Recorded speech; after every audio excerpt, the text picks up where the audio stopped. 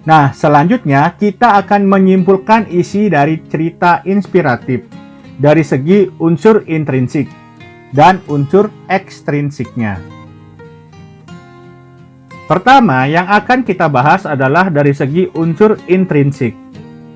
Unsur intrinsik adalah unsur pembentuk karya dari dalam. Dalam teks cerita inspiratif, cerita dikembangkan melalui unsur-unsur intrinsiknya.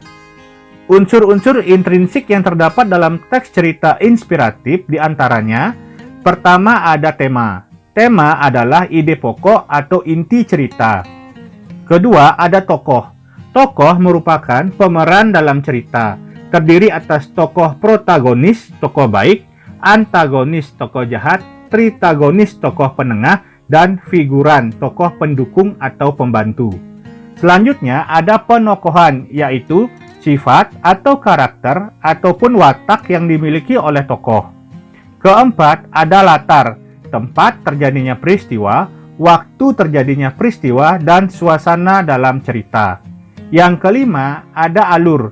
Alur merupakan jalannya cerita, bisa berupa alur maju, menceritakan dari masa kini ke masa depan, alur mundur, menceritakan masa kini ke masa lalu atau flashback, maupun alur campuran, perpaduan antara alur maju dan alur mundur.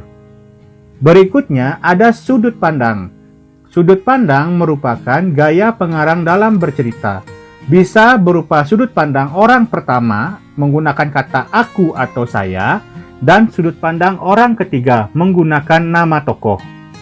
Yang terakhir ada amanat. Amanat merupakan pesan yang disampaikan oleh pengarang.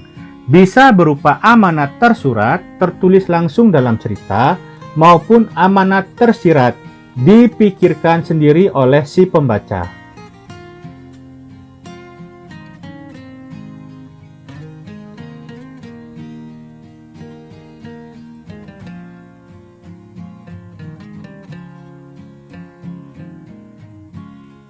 Selanjutnya, kita akan membahas unsur ekstrinsik. Unsur ekstrinsik adalah unsur pembentuk karya dari luar. Dalam teks cerita inspiratif, unsur-unsur ekstrinsiknya berkaitan dengan nilai-nilai yang terkandung di dalam karya. Nilai-nilai yang terkandung di dalam teks cerita inspiratif diantaranya nilai moral atau kebaikan, nilai sosial hubungan antara manusia, nilai ekonomi, nilai agama, nilai budaya, nilai adat istiadat, nilai pendidikan, dan sebagainya. Nilai-nilai ini tergantung dari cerita yang disajikan.